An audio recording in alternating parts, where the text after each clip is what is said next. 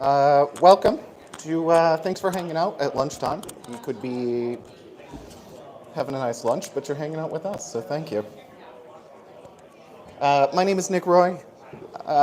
This is when I learn a conference talk title sounds really good when you submit it until you have to read it out loud. Inside a misconfigured North Korean server, uncovering overseas IT operations. Moving on. My name is Nick Roy, and I'll let Martyn introduce himself. We'll figure out how this works. Hello, welcome to the talk, as Nick said. Welcome actually to our North Korean experience. This is more than just a talk, this is an entire experience. There are power shortages, there is bad Wi-Fi, it's almost like you're in North Korea. This whole thing was engineered just for this talk, and I'm sorry you went through all of this for the last 2 days, but it's going to be worth it. Yeah, my name's Martyn Williams. I'm based here in Washington, D.C., and I've been following North Korea now for about the last 20 years. Most of it with an interest in a lot of the IT. I used to be an IT journalist. Now I work at a think tank here in DC where we look at North Korea in depth, look at the IT, the economy, the military side of things. And that's how I sort of came to this and got to know Nick through looking at interesting North Korean software and technology. I tricked him, basically. So my name is Nick Roy. I live up in Boston. I used to live all over Maryland, and I don't do anything with North Korea in my day-to-day. I run a blog that got weirdly popular over the last 10 years. I also work for a little threat intel company called Silent Push, so that's where I got a lot of my data from to do this. And it is going to be an experience. It's a Saturday afternoon. We're going to have a little bit of fun today. So this was kind of a weird thing we did a couple of months ago around this time last year. I texted Martyn and I said, hey, I think I found something. So we're going to talk about what we found. And along the way, I had never been in CNN or Wired or a bunch of international newspapers where people were interested in my day job. Then a bunch of agencies started getting interested when they said, you've been doing this for 10 years. I was like, this is actually getting weird. But you get some cool things out of it, like The Onion wrote a story about us, which was probably the neatest thing that came out of this. So we're going to talk a little bit today kind of about what we found, how we did it. There's a lot of data. I have the slides at the end. I have a link if anyone wants to see them. I'm also a big fan of sharing data, so I have everything we got off this server turned out to be about 250 gigs, which is a lot of data to look through, and it's not fun. I have a link to a smaller version, which is like everything we'll talk about in here, where it's a lot easier to look through and work with, because 250 gigs, I don't think we finished looking through it. No, it's a lot. If you do want the full 250 gigs, it is online. I have a link if you're very interested. I can share it. But I have a much smaller one. It's much easier to work with. So we're going to just talk today a little bit about kind of what we found and what it all means. Thanks. So for those of you that don't know much about North Korea and about sort of what's going on there, it is a country that does have internet, but it's one of the few countries in the world, or probably the only place in the world, that really internet is not available to anybody. The sort of elite have connections, and some companies that do trading are allowed email connections. There's a single email for the whole company. Everybody has to share it. Some university students are allowed online, but all of their usage is monitored, literally monitored by someone sitting next to them, watching what they're doing while they're connecting to the internet. Also, to get online these days, they're using authentication. So a thumbprint or something will unlock a terminal that will allow someone to get online. Very, very harsh control conditions, because North Korea is built on a lot of illusions and lies around the leadership and the Workers' Party. And the last thing you want is people getting access to the internet to be able to read the truth about what's going on in their country. So information control, not just the internet, but all types of information is strictly controlled. No satellite TV, get arrested if you listen to foreign radio, everything is being controlled. But that doesn't mean that they don't know anything about computers. North Korea realized a long time ago that it needed to modernize its economy, and for about the last 10 to 15 years has been employing a lot of effort into IT education. And the way this has been working is the same way that you might think, say, an Olympic athlete is trained in another country.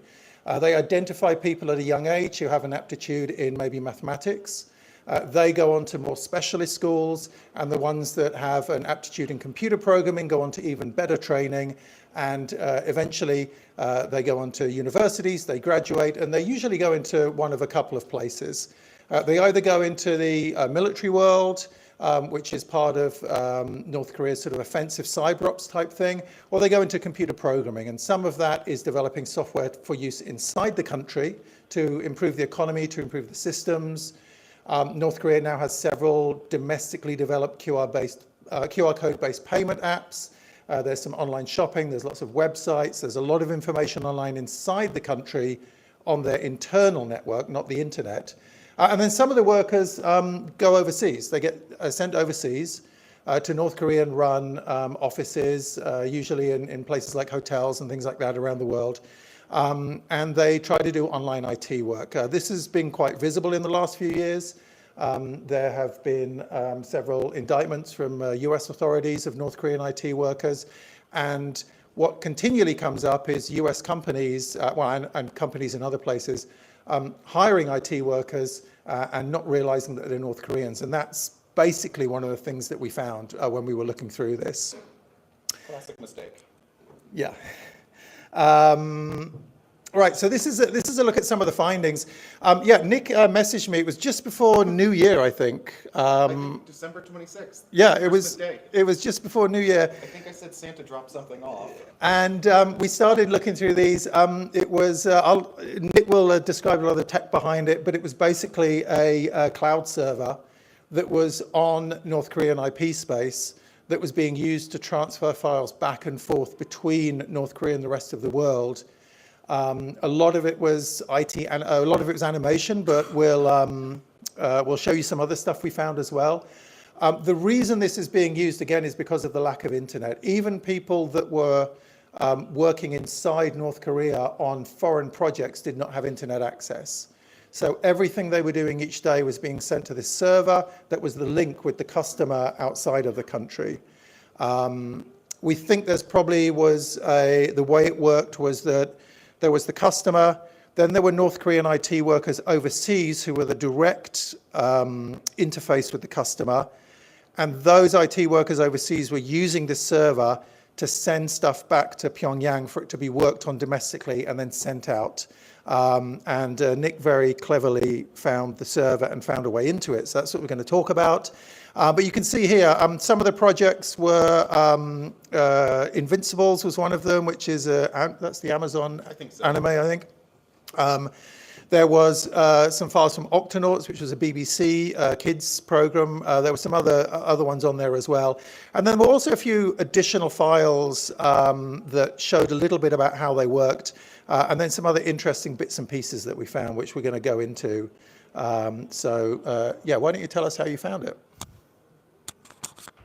Oh, this is what I was going to do, actually. Sorry, this is not. Don't worry. This is. I'm just going to talk about how North Korea connects to the world. North Korea's internet is connected to the world via two links. One used to be China Unicom. Now it goes through a small company in Hong Kong. But it's basically, there we go. It's basically this Sembong International Holdings. That is it has these vague links back to this Thai company that first provided North Korea with an internet connection. But that's the main route that's been used for many years. And then about 5 or 6 years ago, an additional route was added through Transtelecom, which is the network operator of the Russian railway network. North Korea borders 3 countries, China, Russia, and South Korea. It won't ever be connecting with South Korea because of the relations between those 2 countries. And for a long time, the relationship with Russia was very bad after the collapse of the Soviet Union. There wasn't much going on. It's a very small border with Russia. It's a very sort of undeveloped part of Russia. But they got a second link through the Russian networks. So there's 2 networks that connect North Korea to the rest of the world. And it has this IP block, 175.45.176.177.178.179, which hosts a few web servers that provide North Korean websites to the rest of the world. And then you can sniff around in there and find some mail servers. I think there's a FTP server. These are some of the websites. And the websites are all state-run. There's about, I think these days, 40 or 50 websites directly being served from North Korea. You can see here in this list, the top one is the main party daily newspaper. There's the Central News Agency. The content on those is pretty much the same. The Broadcasting Committee, that's the a shortwave radio outlet. North Korea still does shortwave radio for some reason. Again, the articles on there are pretty much the same. The Minju Joseon is another newspaper. The articles on there are pretty much the same. It goes back to this idea of complete control of information in North Korea. Nothing is published that doesn't come down from an organization called the Propaganda and Agitation Department. They have to approve anything that's published, not just news articles. Can I make a quick announcement? Yes. Did anyone park in the garage with the gray Ford Fusion? Okay, it needs to be moved. It's in the way of the energy company, if that's okay. Thank you so much. Sorry, thank you. No worries. No, that's important.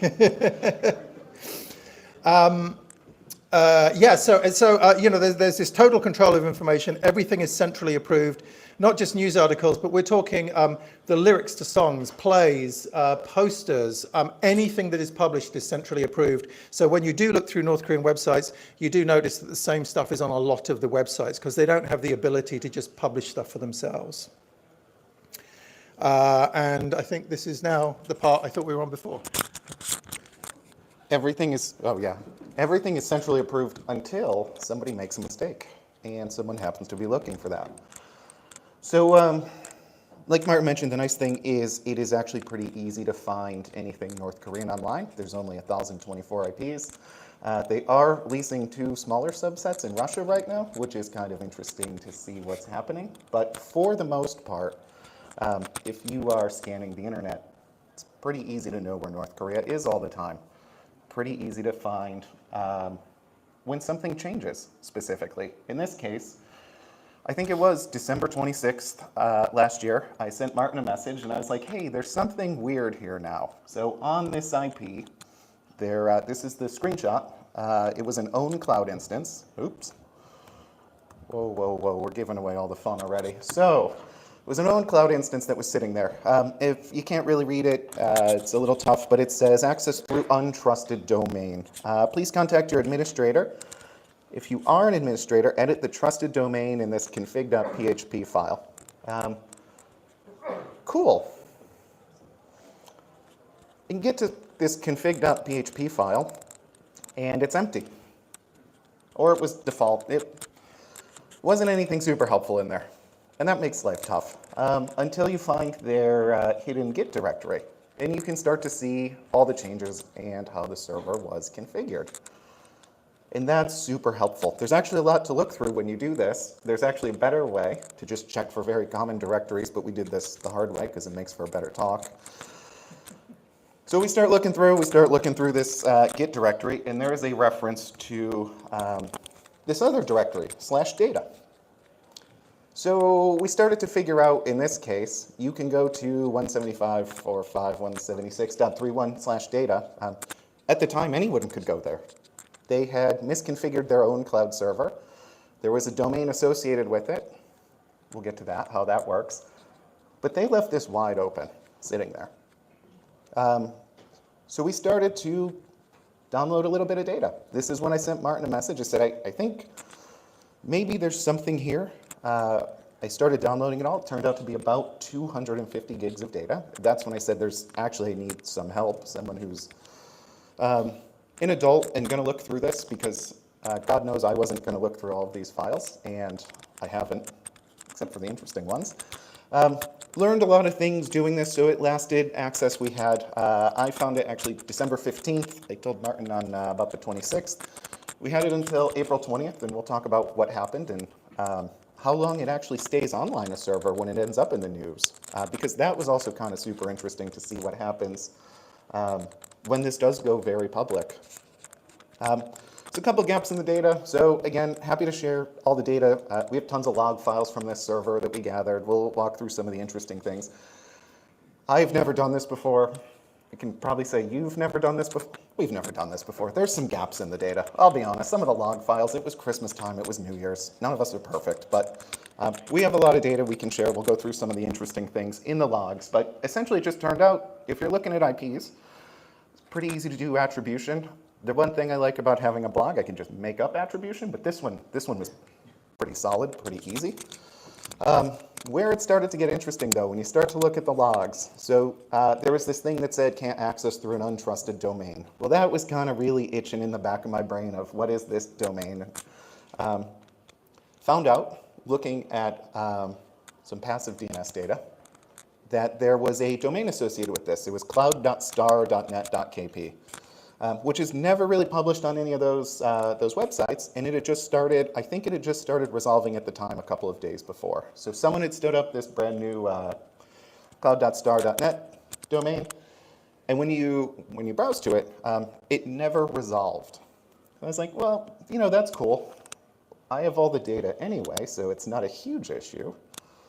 But we started looking through the logs, and we started noticing that there was a lot of logins coming from kind of two groups of IPs. We noticed they're coming from ExpressVPN, which was kind of a bummer because my first thought was we're going to have to spend $5 to see what happens, and that sucks. But then there were some other ones from this VPN gate, which I don't know if anyone has ever seen this before. Probably not, because now they use Astral and all the cool kid VPNs.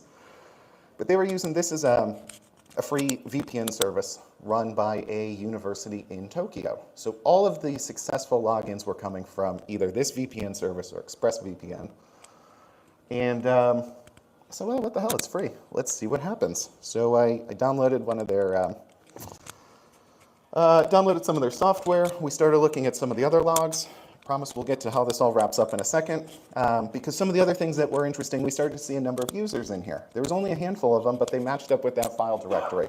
So there's this RG 2020 Kasang test, RR DI cloud. Star1 was doing like most of the work on that account. We saw a couple of other IPs. I took mine out of this list. I took yours out of this list because, you know, friends. This was everything else, though, because I'm not getting myself in trouble here. A lot of them were exactly what you would expect. There were logins from Chinese IPs. Didn't have access to that. My favorite one is this Telefónica de España. In this one, everyone had the same question. Do you think it's that guy, Alejandro Caldebinos, who's a little goofy? I actually have no idea, I have no way of knowing that, but it really did make me laugh that that was the only one in there. It was sort of a really weird coincidence. So if you don't know who he is, he's, I think he's in jail now. Wanted, he's on the run. He's arrested or in jail, yeah. Yeah, somewhere. He's in Spain, big North Korea fan. So it was kind of interesting to see a login from Spain to this server also. The other thing that was kind of interesting, because, you know, big fan of looking through logs and see what else you can learn in a server. Someone had a user agent of test and was just kind of hammering this server with failed logins. They were all coming out of these two ranges of IPs, and they definitely know what to log in with, because they were all failing with all of these usernames we already knew existed. I actually have no idea what was going on here, but it was a lot of failed logins just from these two ranges, and it was big spikes where they were just trying everything to get in. Don't know why, but that was kind of weird to start to see in there, where I was like, hey, you start to wonder as you look through a lot of these logs, like who else found this? Turns out there were some other people that had found it along the way. And then there were just some interesting failed logins. So some of them are, you know, normal test usernames. That's great. I do the same thing. We got some emails out of this. So silabank.net.kp, that is North Korea's email domain that they use. So it makes sense to see that in there. And then they clearly just have some other variations, star-co.net.kp, all .kp usernames. Got a couple of interesting usernames. We got a couple of names that we're logging in. So we started to really wonder, can we log into this? We already have the data. we have all the logs. We kind of figured out domains. We figured out usernames. There was a weird spike in activity. So this *1 user was pretty busy all the time, doing 90% of the work. I think it was right before the story was published. There was actually a huge amount of data they just started loading in there. So that was cool because it made us look a lot better when there's more data in there. So thank you, *1. Generally speaking, though, a lot of the activity was happening kind of when you would expect, kind of daytime hours in North Korea, China. So it was really nice to kind of always wake up the next morning and see what else we could find. But if you remember that free VPN, so I did download that free VPN, and I did start using it. Turns out, when you go to cloud.star.net.kp with that VPN enabled, everything starts working. And that's really cool, because we never actually got to the login screen. Everything was just misconfigured, and that's how we were finding the data. Now we have a nice login screen. And then you really kind of start to wonder. I'm sure you're all wondering. Remember that user Kasang test? Now I'm going to caveat this. My friend sent me this screenshot. This was not me. And he said, I wonder if the password for Kasang test is test. And from what my friend told me, it was. So, now we have access to everything. This is great. We already had all the files, but, you know, now we have everything. Well, so does my friend, of course. So, I'd never actually seen that VPN before. Once we had that, everything actually started resolving all those kind of mystery domains that we started seeing. You can see a second tab up there where it says mail.star.net.kp. There's a lot of other kind of random domains out there that you can start to find with North Korea. So then I started kind of looking around like, hey, what else can we start to find? And you're probably getting excited because you're like, I bet they cracked everything. We didn't. Nothing else was resolving. So it was just this server that we got access to. And again, now we can actually see it was an own cloud instance. We can actually see all the files in there. This was pretty close to the end when it finally clicked for my friend. So at that point, we had already had all the files, but it was kind of cool to see, you know, how it all works. These domains, they're using these free VPNs, and that's how we were seeing either logins from China, that Spanish IP, or you had to be on ExpressVPN or this free VPN from that university in Japan. So I always like telling stories. I don't know if you want to talk about this one too, because the night before all the articles came out, there was a whole bunch of tweets saying, there's some articles coming out and we know nothing about them.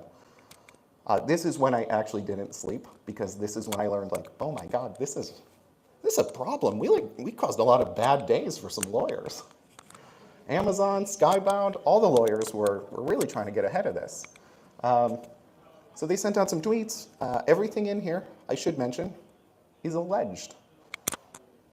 Just want to throw that out there, depending on who's watching online. But there were a lot of kind of statements that came out as we started finalizing articles and things like that were being written. There were a lot of things like this that came out, and this is when I worried also that my Amazon Prime subscription was going to get canceled. Anyway, though, so actually, you want to talk about this file? We'll talk about some of the files now. Yeah, so we started going through the data on the server. And this was, I mean, I think this is why this works so well as well, because Nick really is the technical guy that was able to do most of what we've talked about so far, getting into the server. That was all Nick. And then I gave up. There's so much. I was like, we need a real journalist here. But then I had, I think, the North Korean context to kind of add on to it. So together we were able to find quite a lot. So we found some, we've got the animation files coming up, but there were some other interesting files on there. One of them was this file that talked about how to get onto the internet in North Korea. This was interesting because we knew that internet was available. I already talked a little bit about how that works, but we didn't really understand very much about how it was made available. About 10 years ago, the North Korean state media carried an article about a groundbreaking for a new building in Pyongyang, and it was called the Pyongyang Internet Communications Bureau.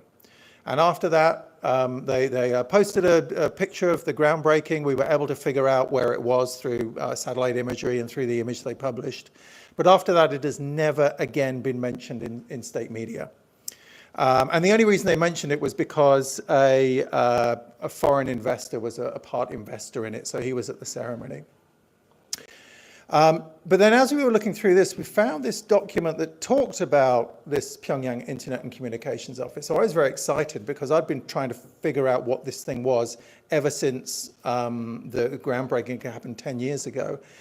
And it turns out that it is indeed what we thought it was. It is the center, the internet center for the entire country. The document that we had talks about how you can get online to the internet through this center. It talks about the cost. It talks about the services that are available, email, FTP, webmail. One of the interesting things on there, I think, was there was one of the lines was talking about how they were changing the system and that they were no longer going to send you a text message every time you got an email, but you had to go down to the center to check them yourselves, which also gives you an idea about how little North Koreans were receiving emails because it was such a rare occurrence that they were previously texting you when you got an email to tell you to come down and check your mail. They never got mine. But it's a physical place that you had to go to get the internet. This wasn't that the email was available in remote locations. You actually had to go down to this one place to get it. It talked about the security software that was required to get online. We know a little bit about this, and Nick's going to talk about some of this in a moment, but various antivirus software. You've got to remember that North Korea itself, the domestic network, because it's not connected to the internet, antivirus software is not something that we commonly see on domestic PCs. So if a virus did manage to get onto the domestic network, it would probably spread quite fast because it's not something that people really need to worry about too much. There's also different bits of software. One looked like some sort of VPN or tunnel-in type system to go from the domestic network to the internet, and then some software, Netkey, we're going to talk about in a moment. After looking at this earlier, not this year, last year, in the sort of late last year, a friend of mine actually went to North Korea, and he was able to go to this center as well. So he's actually been inside. So I've got some photos of inside. And one of the things that one of the guys told him there was that that's also like the data center. So all the websites that we access, the North Korean websites, they're also in this Internet and Communications Bureau. So it was an interesting, it was sort of another sort of interesting bit of data about how North Korea gets online and the kind of way that this all works. Yes, and this was one of the quotes from the document, was the data leak prevention system is being introduced. Maybe it hadn't been introduced by the time we got access to it. It doesn't work that good. Just gonna say that. I think it still needs some tuning. This has been a big part of North Korea in recent years. They're not just trying to stop information coming in, but increasingly trying to stop information coming out. So this kind of stuff that we're writing about was certainly slightly annoying to them, I think. This is you now. So they did talk a little bit about this Netkey software in there. And as a very fond collector of North Korean software over the years, it was really cool to learn more about this. So this actually, so version 3.1 on the left there, so I had found this probably 5-6 years ago. You can find a lot of these online if you look hard enough. I had found this a long time ago, and I didn't really know what it was or what it was used for, so it always just kind of sat there in the back of my brain. This is the newest one. I think they're up to version 5.9 now, and they've added in some cool new features. If you really start to look at these, they have things in there for connecting to like a fingerprint reader, because someone has to actually go by and say, yep, you can still have access to the internet. But essentially what this is, if you're not familiar with internet in North Korea, there's kind of two versions. There's more of an intranet, and then there are certain people who can actually have access out to the internet. So this is essentially If you're in North Korea, in that document that we found, you pay a set amount of money and you have to have this software installed. It actually works pretty good because it does also look to see if you have Vaccine, which is the North Korean antivirus. There's also a program called Chambit, which is like a firewall program that runs on your computer. So it actually makes sure that you have those installed. You have your authentication that you pay for and get access to. I think it was every month you have to pay, if I remember correctly. And then this essentially lets you connect out to the internet. So kind of like a VPN service that they're running, except using this as a way for kind of, a certain group of people who are allowed to connect out to the global internet. So we learned more about that. At the bottom of the document, because you'll notice it was called starwebuser.sql. So it was actually just this really big file that we pulled apart. There's a whole bunch of usernames and passwords in there, like a lot of them. And I think we spent the most time talking about what this was until we started to see that there are usernames in there like Reuters, there's a duty-free username, there are usernames in there for different companies inside the country. And that's when we started to realize this is all of the credentials for people who can actually use that NetKey software and get access to the internet. The first thing I looked for after that was Supreme Leader. Nothing. And again, my friend actually took this list because there are some FTP servers out there in North Korea's IP. There's a bunch of other things you can log into.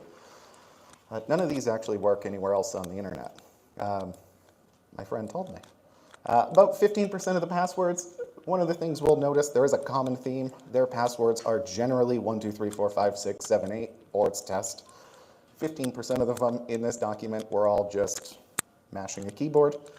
But this was an interesting one to see, to kind of get an idea for exactly who gets access to the internet, because a lot of it was built around companies, businesses in North Korea that were going to have access.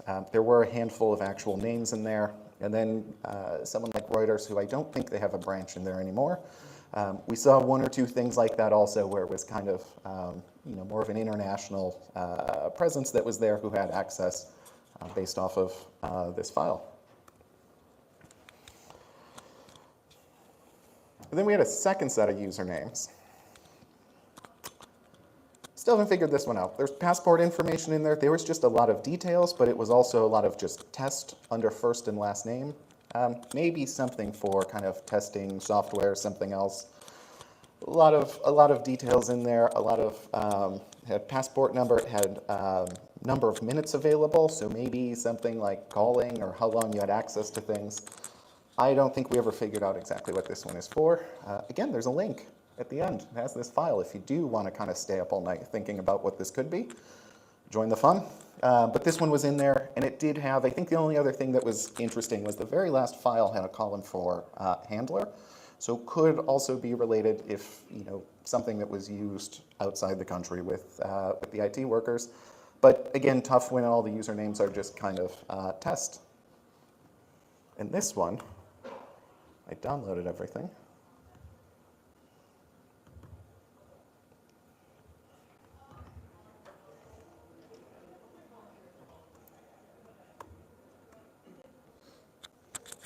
Do you want to talk about this one? I think you figured out most of this. Sure, yeah, there were a few video files on there. This one we looked at, and we were able to figure out it's a factory in Vietnam from the labeling on some of the chemical packages. Don't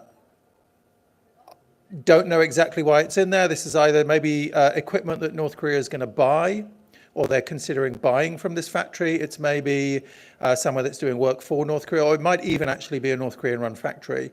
But this was, one of the interesting files on there. And then where are the other ones? Yes. Oh, so that one, I combined them into one video. Oh, sorry. I got you. Okay. Yeah, much of the same stuff on here. Obviously, a factory somewhere in Asia. But it was interesting that this was on there, and we were sort of trying to figure out. The machinery is Chinese. I think we can see the names of the machinery, but the chemicals being used in there were Vietnamese.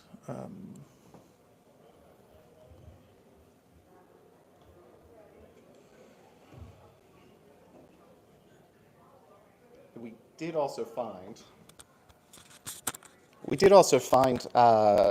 the names of some of the software. So there was this Delta DOPS software that was along with these files, and Pi Studio. A lot of them are for, it looked like programming PLCs, nothing too exciting. But this Delta DOPS software, it's no longer supported. If you read the website, it's actually pretty out of date, and it's unclear why it's no longer supported. It's either because there's so many vulnerabilities, they suggest moving to the next whatever package they wrote, or they're just warning you there are so many vulnerabilities in this software that's in use. The documentation kind of reads both ways across all 200 pages. It's a little back and forth about which one it is. But we did get a little bit of an idea of just some of the software installed on there too, or what they were using to kind of program some of these devices. I'll let you make fun of me for this one. This is another file on there. It was a PDF about information technology, actually use of cryptography in the postal and telecommunications sector. Several sections on it. It basically went through the basics of public key cryptography and how that worked. So it was an introduction to that. There was a final section. It was 6 sections. And the 6th section was missing from the PDF. It was actually the most interesting section. It was called Implementation of Cryptography on the National Network. And that was the thing I really wanted to see, and that was the one missing. I didn't need all of the explanation, but some more of the stuff that was on there. Yeah, the animation. Do you want to talk about this? Now, this was the majority of the files were working animation files for projects that were being done. Yeah, so we found a lot of the interesting things about kind of how things work inside the country. A lot of this also was just a lot of animation files. So if you really like looking at rough animation, there's about 200 gigs of this in there, and you can go wild, because what we started to see in the top right corner there, there's an actual logo. So that was one of the first things that we started to look at, because then we started to find the logo used across other websites. So there's this Dalian Shepherd Animation Co. Limited. I think we guessed maybe this is a front company, is what this was. But we saw this logo pop up a lot. We also saw just a different page where it was called Animation Studio. It had the translation at the bottom, Dalian Shepherd Animation Co. We saw this logo pop up quite a bit on the animation files. We couldn't really tie it to anything else, so I think we just started to guess maybe a front company for some of this animation and kind of the work we were looking at. This is actually one of the other reasons I called Martyn right away when I found this, because there's a lot of documents in here. And when I say a lot, there's a lot of them. And it's all things like this, where it's change requests for, please make this desk look a little different. Please make her arm look a little different. Really like frame by frame going through. And it's kind of interesting because you can see, anything in the black text in a lot of these was actually in Chinese, and then a lot of the responses were in different colors in Korean. So it seemed like they were using a lot of these documents also just to kind of go back and forth and kind of say, okay, we're working on this. The one on the left was actually a work order for a allegedly Japanese animation company, Typhoon Graphics. So we found some of their files in there as well, but a lot of it was like this document on the right, changes that need to be made to a lot of the animation. Brought some of the animation because I learned you can turn videos into GIFs that are very long also. So we started to find some finished animation in there also. This was for China Social Insurance. And a lot of, I think there was a handful of videos for them on there. Oh, this one. I didn't put them all in. We started to find,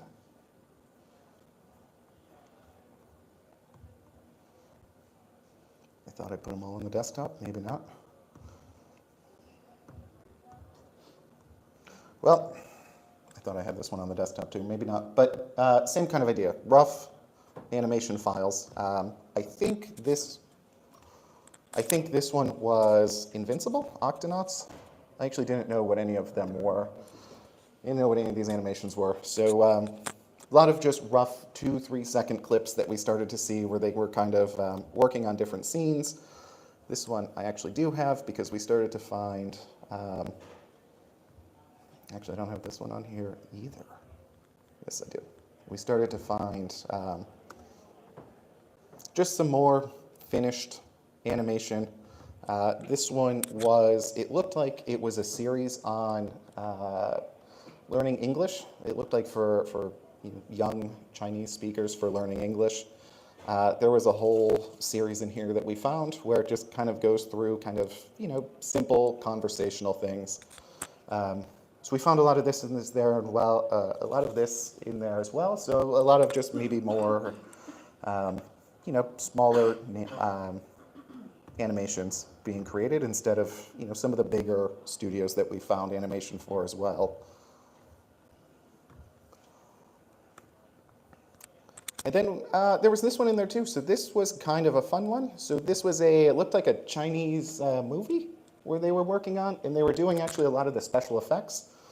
So there was, again, a lot of notes on this where the one in the bottom left there, I think it was saying, can you please add some people into the empty kind of crowd there. There were notes about kind of how the net needs to ripple when this guy is up there. You can actually see the green circle around the wire that was attached to him. They had to remove the wires from a lot of these scenes. This was, I think, the only non-animation related thing that we found. There was a bunch of plugins in here too from the kind of software that they were using to do this, but same kind of idea, just a lot of back and forth about changes that needed to be made. And then this was all about remote work. So it looked like someone's personal project for starting to apply to things online. There was a text file in there. It's a bid for production of 3D editing materials. It's actually like a 5-minute long video where they just model a bunch of things and then rotate them around.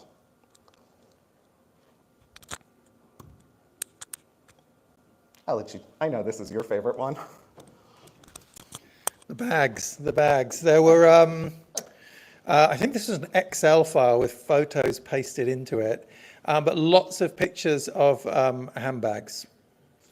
What we presume this is somebody overseas, probably in China, taking photos of bags that happen to be available and sending the photos back to North Korea so that someone in North Korea has enough access and money who's shopping for a foreign handbag can look through and see, I can't see the brand names on these, it's too small. But we wouldn't know either way. no, I think is that one Coach? Did I say Coach? I think that's Coach on the right. But yeah, it was interesting to see these. So this server was being used for, 90% of the stuff or 95% of it was animation. There were these few other bits and pieces on there, like the shopping. And yeah, there's more bags, headsets, earphones, seafood. There was seafood on there. North Korea imports a lot of food from China, so presumably one of the people attached to this project was doing this as well. Oh, and this is your favorite. Oh. This is my favorite thing of all time to talk about. So at this point, we had access for maybe 3 months, and it kind of dropped off a little, the activity, before that big spike. And all of a sudden, there was 40 gigs of horse videos and books that showed up. And that's a lot. I don't have that many. Horse riding, horse lessons, books on grooming, all of it was in Russian. caring for horses. A lot of these videos were on riding. It was everything you've ever wanted to know about horses in Russian, we learned about, and none of us speak Russian. This was around the time also I showed my wife, I was like, hey, I gotta show you something weird we found. We just took all this data from North Korea. But now they're putting horse videos in here, and I started to wonder if they're onto us at this point. Because I was like, there's no good reason that you would do this to me. You should keep putting your interesting internal documents, your software. That's really what I'm interested in. But again, if you want to see all the data, I have every single one of these saved and archived. If you do want to look through all of them, I watched a handful. There's really nothing super interesting, but they did start showing up there right around the end also. Literal gigs of horse videos. This was kind of interesting too. So this actually, I actually just noticed this a couple of weeks ago when we started putting the slides together. There was a file in there called jiufw.key. So it was an empty file. Hi, sorry to interrupt again. Is there anybody with a white SUV Hyundai? If you have a white Hyundai SUV, it's in front of the power and nobody? All right, thanks. You're doing a great job. Thank you. You guys are awesome too.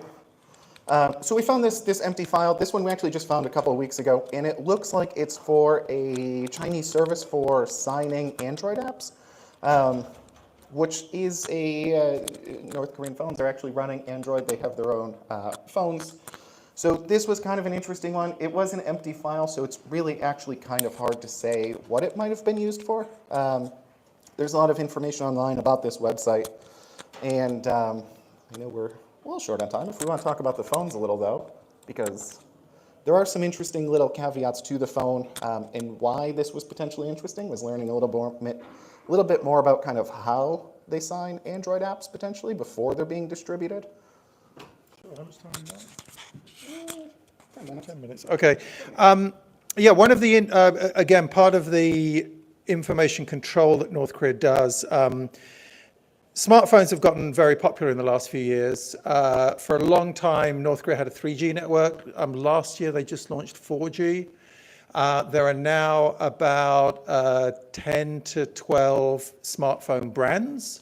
All of these companies are buying Chinese Android handsets, like mid-market Android phones, the kind of thing you find for like $300, $400, $500 or something. So not a bad phone, but not a sort of top quality phone. But that's the hardware. The software is running a localized version of the Android operating system with a lot of security on it. And the biggest thing that North Korea does to restrict what people can do on smartphones is mandate that everything has to be cryptographically signed for it to run on a phone. So not just apps, but videos, PDFs, text files, anything you put on a phone needs to be signed. And that signature comes from the state, from the government. So if it hasn't been signed, it's an RSA signature they use on it. If it hasn't been signed, then the phone will reject it. We've got some North Korean phones. We've tried it. We're trying to figure out how it works. So it was interesting to see this in there. I don't know if this is related to the way that North Korea does all of its app signing, because as Nick said, there's not a lot of data, or the file was empty, but it's interesting that this file was sitting in there. Oh. Yeah. You want to take that one? Sure, the company response. I mean, Suspected. Nick showed you the post in earlier from one of the animation companies before the story came out. Before this came out, we talked to a couple of news organizations. I think we talked to Reuters and CNN, and they were preparing stories on this for when we were going to publish ours. So they got in contact with the animation companies to find out what they had to say about it, which is how the animation companies found out what we were about to publish. Most of them said that they had no idea about this. This pretty much aligns with what we thought. We didn't see any evidence in any of the files that companies like Amazon knew they were working with North Koreans. The way that a lot of this works usually is that The foreign animation company has subcontracted a bunch of work to a Japanese or South Korean or Chinese animation company, and they have gone on and subcontracted that down. And 2 or 3 levels down the chain, North Korea has gotten involved. Most of what happened was that these companies said they were going to look into it. A few of them said that they were going to redo the scenes that we had highlighted. One of the companies, I can't remember which one, got in contact with us, and we asked to see some of the actual files. So we sent them some of the files to show that, this is what we'd found, and we weren't just making this kind of stuff up. This kind of thing is also against US sanctions. So the OFAC at the Treasury were interested in some of what we'd found. And we basically, or I basically briefed them on kind of the stuff that we'd found on the server. I think they were then trying to work with the animation companies to figure out how this happened, and so it wouldn't happen again, because they are very hot on stopping US companies from working with North Korean IT workers. Oh, and this is the timeline that we of sort of when we found it, when Nick found it, when we started working on it. It was quite amazing at first when we started pulling these files down. I think we were trying to be careful about, at first it was like only you download it because we don't want to tip them off, and then I started downloading but using a VPN. By the end of it, I just didn't care. I was just using my home internet connection because they had not figured out that we were downloading gigabytes and gigabytes of files off their servers. And I took you out of the presentation. You're welcome. Oh yeah, there we go. But the stories did come out, and what was interesting was that when the story came out, we didn't provide the IP address, but we basically described it. It took 4 days, I think, It took a month. It took a month. So 2 weeks. They started removing stuff after about 5 days, and then they started moving other things. I think, again, that shows how this stuff works in North Korea. This was a foreign article. Most people in North Korea, including the IT workers who are overseas, do not have access to the internet to read things. Even when they're overseas, they're prohibited from accessing foreign information, from having cell phones with unlimited SIM cards, all of that kind of stuff. So our article would have come out, Pyongyang would have seen it, it would have gotten translated, someone would have read it and said we need to look into this. It probably took about 4 or 5 days for them to figure out what we were talking about, and for the word to actually get to the people running this server that it had been discovered. Do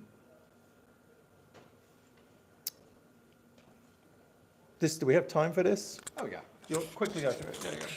I'll be super quick. There's a whole bunch of other nerdy things in there if you're really into reading Juniper Junos logs, because maybe that's your thing. The cool thing is, though, yeah, exactly. Not my favorite either. It's just being polite. It sucked. But it gave a lot of information about kind of, it seemed like it was kind of a core device used inside North Korea. There's some Cisco devices also that they're very bad about using passwords on. So I actually have a lot of information kind of how it works inside the country. If you want to talk more about that, but they have a whole bunch of, it had references out to, regular things, NTP servers, some SNMP servers, a bunch of firewalls and things like that it was connecting to. So actually started building out a little bit of a map of kind of how things work inside the country. This was another good find. There was this Star Mail client, so I'd never seen this software before. It's like an email client. Again, I give you a link if you want to download all the files.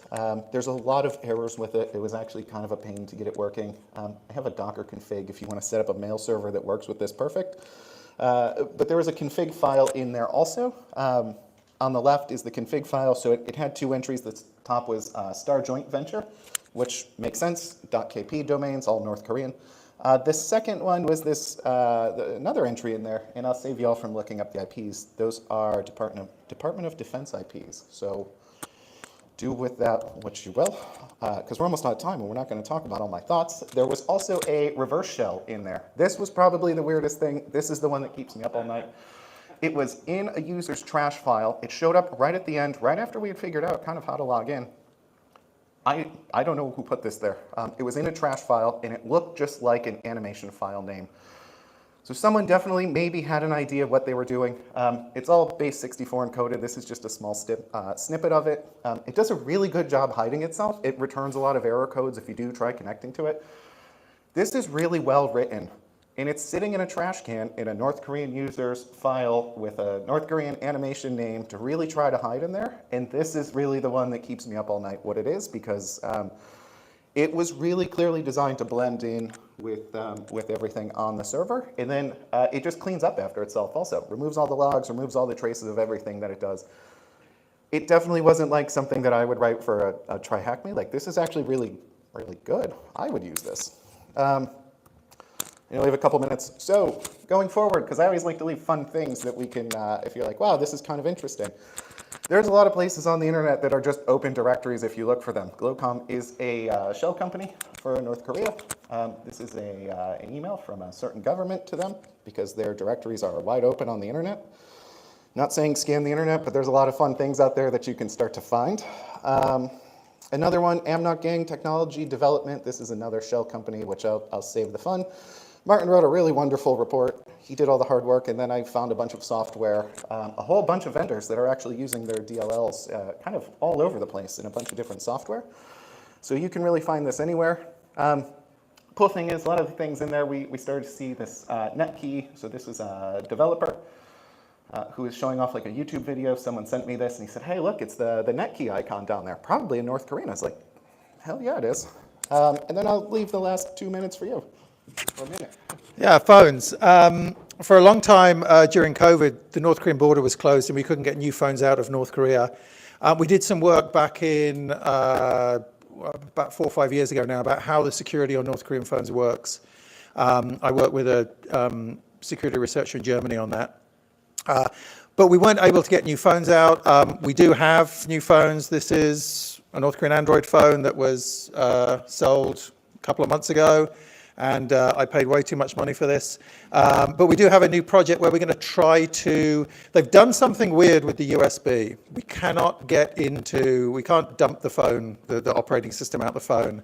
And we've tried many, many methods, and people way more intelligent than me have tried methods, and they haven't managed to do it. So this is a new project. So if you want to look at the phone or you want to talk about this project, come find us afterwards. And any other questions you have on North Korean technology or on some of the interesting stuff that Nick has been doing as well.